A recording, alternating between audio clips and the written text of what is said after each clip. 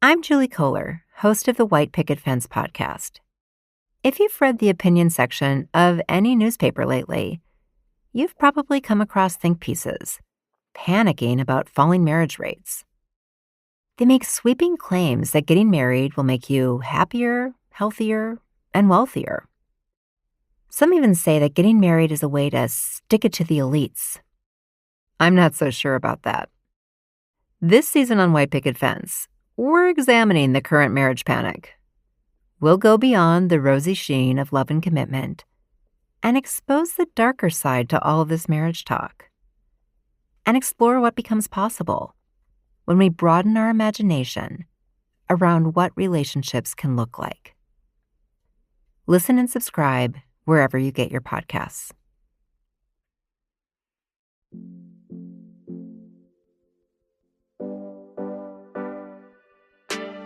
Welcome back, Brown Girls. It's A'shanti, the host of the Brown Girls Guide to Politics, and today we're talking about the She-Cession. To date, the COVID pandemic has caused the worst global economic crisis we've seen since the Great Depression. It's no surprise that women of color, especially our frontline and essential workers, were hit the hardest during this time. With the slowdown of our economies and the increased vulnerability to COVID from working essential jobs, women of color are faring the worst during this time. The fact is, the She-Cession didn't begin with the pandemic.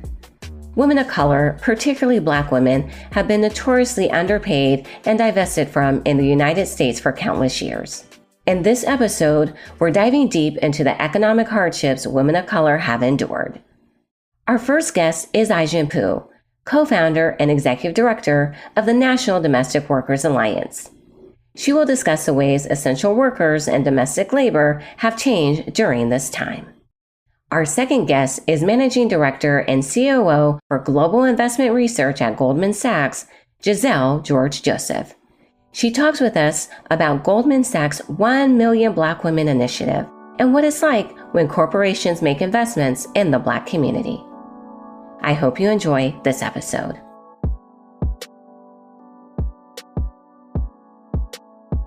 Hello, everyone. I am so excited today. Y'all know I'm always excited. We are talking to Ai-jen Poo, who has been one of the leaders at the forefront for workers' rights during the pandemic. Ai-jen, thank you so much for taking the time to join us. How are you? I'm well, and I'm so excited to be talking to you. I am excited to talk to you. First, why don't you tell us a little bit more about the National Domestic Workers and the organization and the wonderful and very important work that you do? Sure. Well, we represent the 2.5 million women, mostly women of color, who work inside of our homes, providing caregiving and cleaning services. So all the nannies, the house cleaners, and the home care workers. And this work is essential. We call it the work that makes everything else possible because it is this care that makes it possible for all of us to do what we do every day. And yet it's some of the most undervalued and invisible work in our economy. And our mission is to change that, to really lift up this workforce, build the power that we need to make sure that these jobs are good jobs that are truly valued as essential. So I worked at the Department of Labor. So this is when I got my education around the need to have good workers' rights for those that are in our home. So what was it like for you? You're advocating for all of these workers, and then this pandemic hits, a pandemic that forces a lot of us not to be able to leave our homes. I just really want to ask you, what were your immediate thoughts? What were the organization's thoughts? And most importantly, what were the workers thinking and feeling? You know this, that before the pandemic, things were already incredibly rough. Mm-hmm. Most domestic workers worked incredibly hard and made poverty wages without health care, without access to a safety net, without job security. 82% of domestic workers didn't have a single paid sick day coming into the pandemic. So what we saw was immediately people started losing their jobs in dramatic numbers. No jobs, no income, and worried about how they were going to put food on the table for their families literally the next week. We had a meeting with our members in March where one of them held up her phone to the Zoom screen to show us that there was literally 1 cent left in her bank account. And that was March of 2020. So it was really dire really quickly. And immediately our organization kind of jumped into action to see how we could both provide immediate relief that people needed to take care of themselves and their families and to keep safe and to advocate on behalf of these workers getting protections and relief and justice in this situation. During this time, we know it was rough for so many people, as you just pointed out.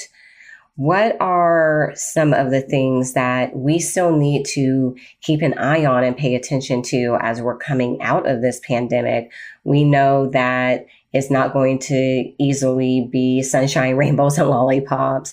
Yay, the pandemic is done. There's still so much work to do. Right. Well, we're in kind of a gray area where we're still trying to figure out what is safety and what does it look like? And if you're vaccinated, how do you know that the people that you're working for are vaccinated? And do you feel like you have the power to ask them if you're desperate for work? We find that in the economy, it's always the people who have the least amount of power and resources who have to bear the brunt of the burden of safety and navigating the hardest situations, being put in the most impossible situations. And we were hearing from workers that they were nervous about asking for time off to go and get the vaccine when they were available to them because they might get fired and lose their jobs. And we still have 1 in 4 domestic workers who have no work whatsoever. And those that do have work are underemployed. So they don't have enough to make ends meet.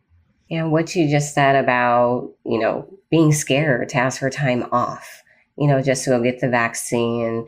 And one of the other conversations, I'm an employer, I'm a boss. And for me, it was immediate. You get the time off to get the vaccine, you get the time off to recover, you don't have to take sick days. That there's just so much that still needs to be done, that not everyone is a good employer. Not everyone treats their workers fairly, especially our domestic workers. That's exactly right. I wish all employers were like you. I mean, one of the dynamics when you work in a part of the economy that is so undervalued and unseen, where most of the workers are women of color, we basically are in a Wild West kind of situation where if you happen to get lucky and find a good employer like you who recognizes your humanity and your dignity, great. But there's the whole other end of the spectrum where you have human trafficking, you have sexual assault and harassment and everything in between. And that's why we've been working to really establish protections, why it's so important that all of us really talk about how valuable this work is to our economy and how really emphasizing the incredible humanity and contributions of the women who do this work.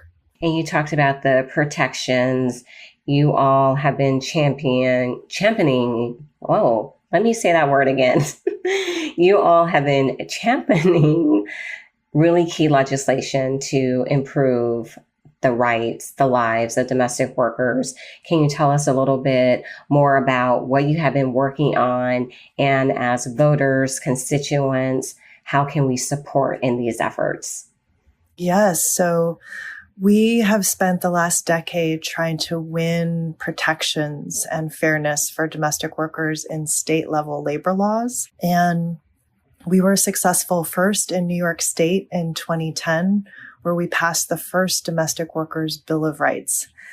And I'm so proud to share that this year, Virginia became the 10th state and the first state in the South to pass a domestic worker Bill of Rights. thanks to the great organizing that happened there and our sister organization, Care in Action, that has been mobilizing women of color voters to have their voices heard in the state of Virginia, and an incredible Black woman leader, champion Jennifer McClellan in the state. Yes. Who I was love our her. Senate sponsor. Isn't she amazing? She's amazing. And she comes from a line of domestic workers, right? Women, Black women who did this work and struggled to assert their dignity. And when she hooked up with our movement and became our champion, it's just been extraordinary what we've been able to accomplish. And Virginia being the first state is really, really exciting. First state in the South. It is. So I currently reside in Virginia, and I tell everyone it's amazing to see just what has happened over the past decade. But we know we can attribute that to having the Jennifer McClellans and all of the other women of color, LGBTQ women who now occupy the House of Delegates and the state Senate. So we know that when you have women in these elected positions, this is the type of legislation that you get, and it's really life-changing. So Ai-jen, close us out. What are ways that we can continue to stay in touch with you, the National Domestic Workers Alliance, and make sure that this is an issue that is in the forefront of our minds as we continue to come out of the pandemic and make sure that we're supporting domestic workers? We are living in such a critical moment. I hope all your listeners are tuned into the fact that we could pass transformative legislation in the American Jobs and Families Plan to support our care workers. Right now, Congress is discussing the potential of investing $400 billion in home and community-based care for the elderly and people with disabilities, and raising wages for the home care workers who are majority women of color, a third Black women. And it's an extraordinary opportunity to create good jobs for women of color. And that is what we want to do. And so we hope that your listeners will get in touch with their members of Congress and say that you support the care agenda and Build Back Better, and get involved with us at Care in Action and the National Domestic Workers Alliance. $400 billion, that's life-changing. That can do so much good. Yeah, we're talking about over 1 million new good jobs for women and women of color. And the fact that women of color were excluded, Black domestic workers were excluded from the New Deal labor law protections, and now the biggest jobs plan since World War II puts those workers front and center. It's kind of extraordinary. Yes, yes. Ai-jen, thank you so much. We appreciate your time, and thank you for giving our listeners this valuable information on what they can do during this time. Appreciate you. Appreciate you. Thank you so much for having me. Thank you.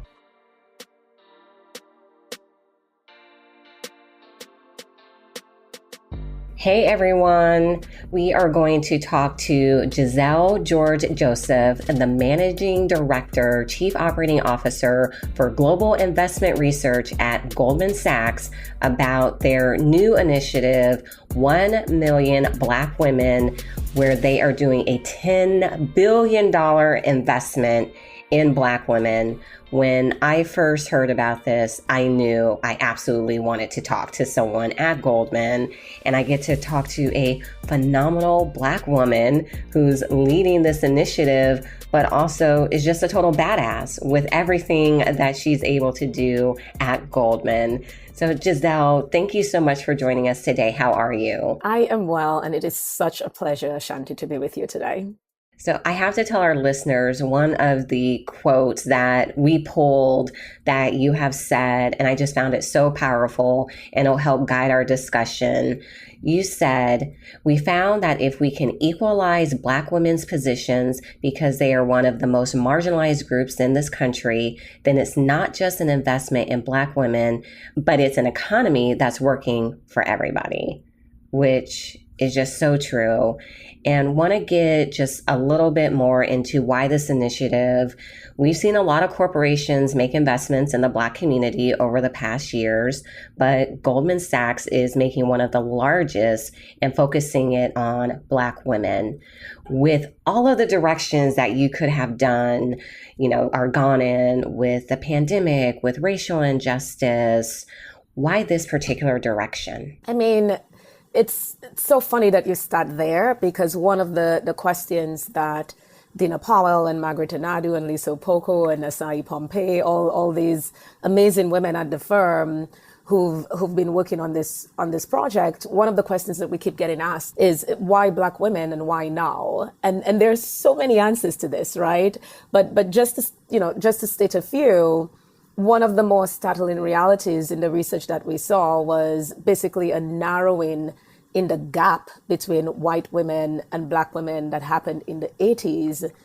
And now we see that expand again. Imagine back in the 80s, we had narrowed that gap between Black women and white women to 5%. And today we're back to 15% of a gap. And then when we look at white men, there's a wage gap, a wealth wage gap between Black women and white men of 35%. Like, that is just phenomenal. So why Black women? Why now? Because we did the research to tell us exactly what you said at the start, that Black women continue to be one of the most marginalized groups in the United States of America. And if we're not investing in Black women, it's going to be very difficult to narrow that gap. So that's where we're starting. This is not meant to be only Black women, but this is meant to be, we're going to take one of the most marginalized groups in the United States of America, and if we invest $10 billion there and another $100 million in philanthropic capital, then where can we get that group? So it's just a start. And I love that you said that. That is just a start. And you hit on this a little bit. We know that Black women are underpaid, they have less wealth, but they're still more likely to give to others, even when they don't have that much to give. How have you seen during the pandemic just the financial impact on Black women? It's actually quite sad. We have a phrase you will see I go back and forth from the person who helped to do the research and a Black woman myself. Mm-hmm. But we have this phrase in the Black community that when white America catches a cold, then Black America catches pneumonia. Yep. And we definitely saw this during the pandemic. We know from the research that Black women, generally, the ability for Black women to remain employed tends to fall during a recession, and it takes Black women a lot longer to recover. And we saw that again and again and again in the pandemic, when the Labor Department would report that the unemployment rate was going down, but then for Black women, it was actually going the other way. And so all of this reinforced the importance of what we're doing here at Goldman with this $10 billion investment. And a huge focus has really been on small businesses. And a report by Goldman confirmed that Black women are foundational to households and to the well-being of our total economy, just as you told us. And other research has also shown how racism can cost our economy money. And a report actually showed that over the past 20 years, racism has cost the economy $16 trillion. How do you see a way for this initiative to bridge that gap? And still, whenever I say that $16 trillion just due to racism is astounding. It's interesting because, one of the biggest takeaways from the research was, one, just acknowledging the underinvestment, right? Like getting all of that data together and showing, hey, we have a problem here. And then what we did was actually do the analysis to estimate the point that you made earlier, Shanti. If we are to equalize Black women's positions, what would actually be the impact, right? And what we saw was a substantial increase in US GDP by $300 billion a year. So this is not just the right thing to do, trying to equalize Black women's position. It's great, and we should do it, and there's a moral reason for doing it, but it actually is a very smart investment. And to the point that you made about racism costing the U.S. economy, real dollars, one of the most important takeaways we also saw, again, when we looked at the wage gap between Black women and white women increasing over the past 2 decades or so, one of it that was most alarming was the fact that a lot of the reasons we were seeing, we couldn't quite measure. Why is there that gap between Black women and white women as it relates to the wage gap? And that these are the factors that we can't really measure. Discrimination, access to capital, access to networks, the quality of schools, not just getting an education, but the kind of schools that Black women go to versus, the average white guy or the average white woman. So, to your point, a lot of these factors or these measures we can't really put into numbers, but we can actually put a number of loss there.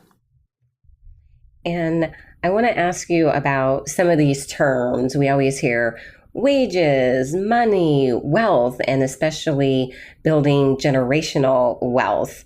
What does that mean, and how can we actually start doing it as we come out of the pandemic? We know that times are still very hard for the majority of Americans, but we especially see with our Black, Brown, Indigenous women, our women of color, they are so dedicated to make sure that their families are strong, that, their grandkids, their nieces, their nephews don't have to deal with the financial hardships and setbacks that they did.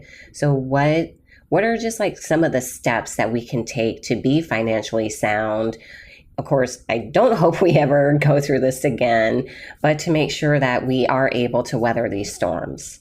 I think first to answer your question about, what it is, because to your point, we throw the word out there. If we sort of put it into just general language, when we say that if we take earnings and Black women experience a 35% hourly earnings gap, and then we look at single Black women specifically, and that gap widens even more, I say, here's a real example, right? If we look at single Black women in an average year, or let's look at 2019 specifically, a single Black woman had a median net worth of $7,000 versus $92,000 for a single white man. We're saying everything she owns, her house, her car, just minus the debt that she has, everything she owns, $7,000 in 2019. So that's kind of, if you think through that, that's the real picture of what it is, which is really alarming. And there are some basic foundational things in this country that help us to build wealth, to the point that you were making. What are some of those things, right?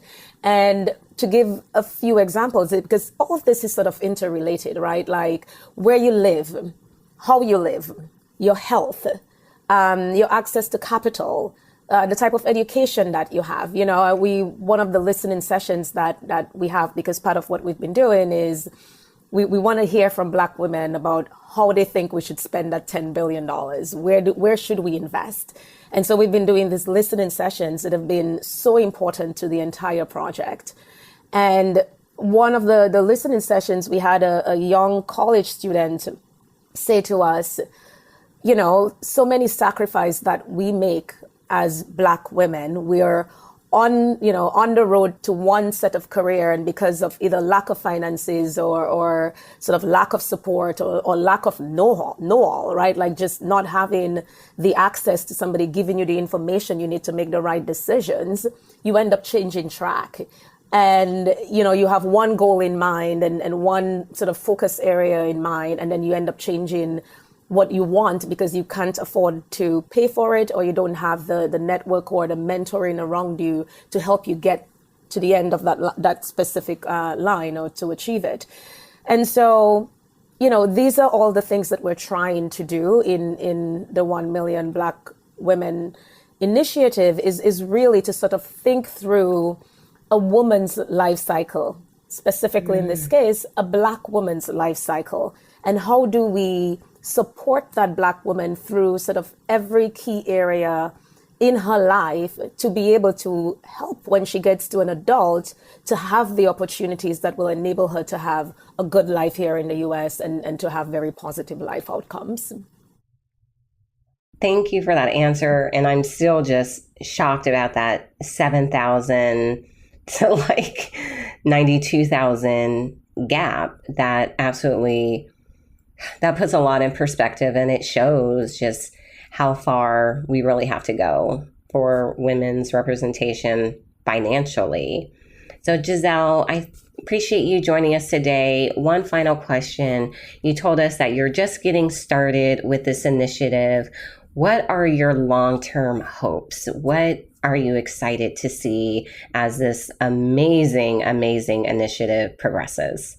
So we've obviously started to make some investments, and it is exciting and it's heart-wrenching, and it's, I kind of joked in our Black Town Hall earlier this week that it's equal part pain and joy. The research on Black womenomics, the program, I think we spend half our time crying and half our time jumping with joy that Goldman Sachs is doing this amazing initiative.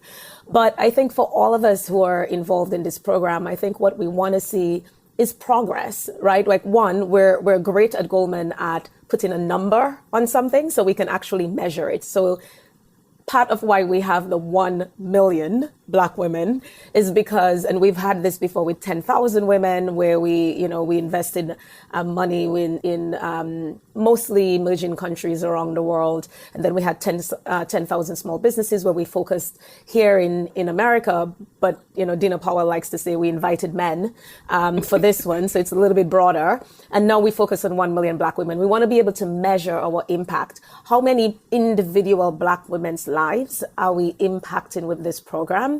And every single one of them will matter for us. One of the quotes that one woman said to us is, Black women aren't asking for a handout. They're asking for a hand up. Mm-hmm. And a lot of these issues that we see and a lot of these gaps that Black women continue to experience are a result of structural factors, systemic factors, right? It's not the Black woman not working hard enough or trying hard enough to get out of that hole, so to speak. It's really sort of structural and systemic factors. One of the points that we bring out in the research is the intersectionality between gender and race. What makes Black women's difficulties in the US so pronounced is in part because they are women and because they are Black. So you have the gender part of it and you have the racism part of it. So we know all of this. We're loaded with information. We've made the commitment, and I think what we really want to see, especially now as we get all of this feedback, like so far we've touched, I think, over 12,000 women in the listening sessions, Black women who are telling us, hey, we need to focus here. Hey, we need to focus here, whether it's education or access to capital or housing, all those different factors, health, that impact Black women. I think we really just want to see how many women we can touch and hope that we go way beyond 1 million, quite frankly. But as I said at the start, this is just the start. And we're hoping, and again, we're not doing this alone as Goldman Sachs. We're doing this together with Black communities. We're doing this together with Black leaders. 17 Black leaders make up the advisory council, prominently across, education and government and finance. And we're just really excited to see what kind of progress we can make. So amazing. I'm excited to keep up with it and all the amazing work that you're going to do. And I know for me, this is just another reminder of how important it is to have Black women in high-level positions across all industries, because it helps make this work possible. Gizelle, thank you so much for dropping all this knowledge on us today. Really appreciate you. Thank you, A'shanti. So amazing to be with all of you.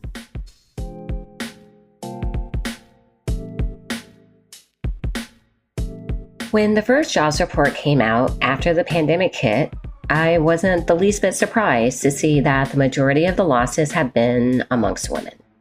At Emerge, the organization that I lead, we had expected to see over 1,000 of our alums on the ballot. And yes, we were excited. Yet, over the first few weeks, I saw several of our alums decide not to run for office.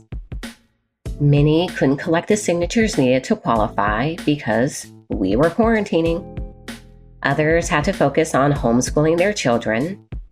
And way too many just couldn't do it anymore because they were now unemployed or the sole provider in their home, and they had to focus on making ends meet to support them and their families. The pandemic has shed a light on many discrepancies in our society.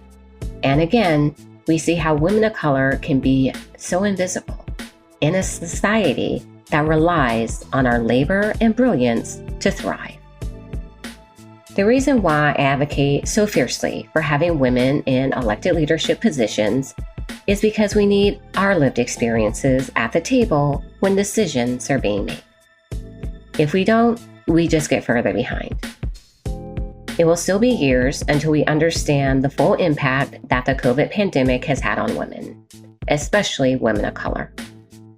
But it doesn't have to take years for us to start advocating that all issues are looked at via the lens of how it will impact women. So in conclusion, now is the time for us to begin reimagining what a fair and equal economy just doesn't look like for women, but one that centers women. Knowing that when women rise, our entire society rises. And that is how we create a better future for all.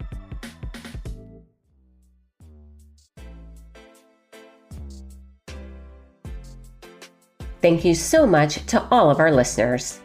If you love the podcast, please take the time to rate and review it on Apple Podcasts, or make sure to subscribe on Amazon Music, Spotify, Stitcher, or wherever you get your podcasts.